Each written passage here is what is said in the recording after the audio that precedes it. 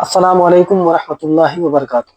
मेरे दोस्तों और भाइयों और बहनों, जो भी व्यक्ति, जो भी आदमी, जो भी शख्स परेशान है और वो चाहता है कि एक ऐसा वजीफ़ा मिल जाए जिससे मेरी तमाम परेशानियां दूर हो जाए और मैं खुशहाल हो जाऊं, रोज़ी की दिक्कत, नौकरी की दिक्कत या शादी की दिक्कत या कोई बीमार हो, तो हर कोई इस वजीफ़े का फ़ायदा उठा सकता है और पूरा तरीके से हर चीज़ की जो उसकी परेशानी है उसका हल इसको इसी वजीफ़े से मिल जाना है। वीडियो बहुत लंबा नहीं है, सिर्फ 5 मिनट का समय आपका चाहिए। आप 5 मिनट इस वीडियो में बने रहें और वीडियो को लाइक कर दीजिएगा, चैनल को सब्सक्राइब कर दीजिएगा और जिसको समझ में आए उसको शेयर भी कर दीजिएगा, जो इस वीडियो के ज़रूरतमंद होंगे। तो चलिए वजीफ़े को बताते हैं। वजीफ़ा है या अल्लाहू का, ठीक है ना? आपको जिस तरीके से मैं बता रहा हूँ इसी तरीके से आप पढ़िएगा। या अल्लाहू या अल्लाहू या अल्लाहू, इसी तरीके से आप पढ़िएगा। पढ़ते पढ़ते जब आपकी सांस रुकने को हो, सांस टूटने को हो, तो आप आखिरी में या अल्लाह पढ़ेंगे, ना कि या अल्लाह। देखिए, पढ़ने का जो तरीका है, जो हरफ है, वो सही होना चाहिए, तभी वजीफे में कामयाबी मिलती है।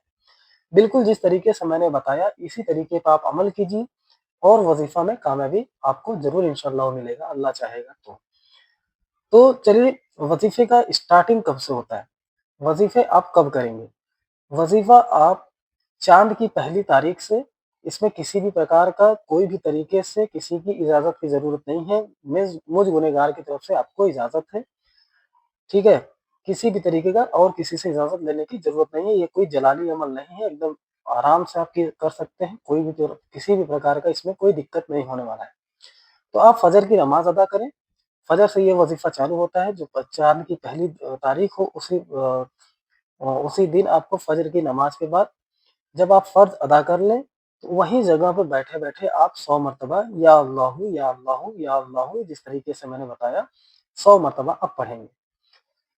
उसके बाद ज़ोहर में भी आप फ़र्ज़ नमाज़ पढ़ने के बाद, सुन्नत अदा करने के बाद वही जगह पर बैठकर आप या अल्लाहू 100 मरतबा पढ़ेंगे।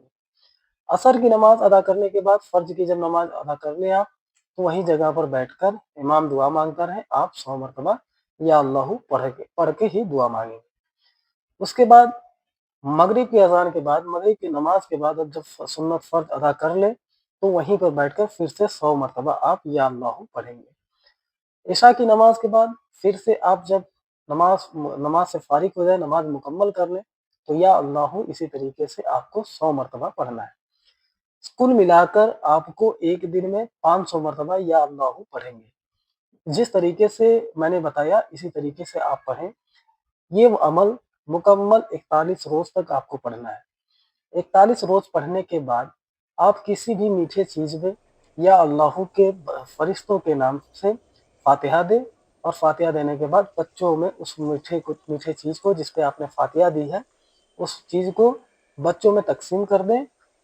बच्चों में तक़सीम करने के बाद आप 3 रोज़े रखें ताकि आपकी जो ख्वाहिश है वो पूरी हो सके। ये इस अमल की ख़ास बरकत है, इस अमल की ये नियम है। तो आप 3 रोज़े रखने के बाद 41 दिन आपका वज़ीफ़ा चला, 3 रोज़ा आपने रखा, 44 दिन हो गया। 44वें दिन आपने इशा की नमाज़ पढ़ने के बाद अल्लाह की बारगाह में रो-रो कर बेइंतहाई से पूरे दिल खुशूसी के साथ आप दुआ माँगे। दुआ जिस तरीके से आप मांग सकते हैं, जो आपको मालूम हो, जैसे मालूम हो वैसे आप करें। वसीले रसूलुल्लाह का दीजिए और इस अल्लाह के नाम से आपको तमाम तरीके का जो भी आपको दिक्कत परेशानी होगी, अल्लाह आपकी परेशानियों को, आपकी मुसीबतों को, रिज़्क की तंगी को, सभी चीज़ों को आपके वो कबूल फरमा लेगा और उसको दूर कर देगा। आपकी दुआओं को अल्लाह कबूल ज़रूर करेगा इंशाअल्लाह ताला। इसके बाद आपने इसका ये दूसरा मैं फ़ायदा बता देता हूँ आपको कि इससे आपकी रूहानी ताकत बहुत अच्छी हो जाएगी। इसके बाद जो भी आप वज़ीफ़ा करेंगे, आपको उसमें तुरंत फ़ौरी तौर पे कामयाबी मिलेगी।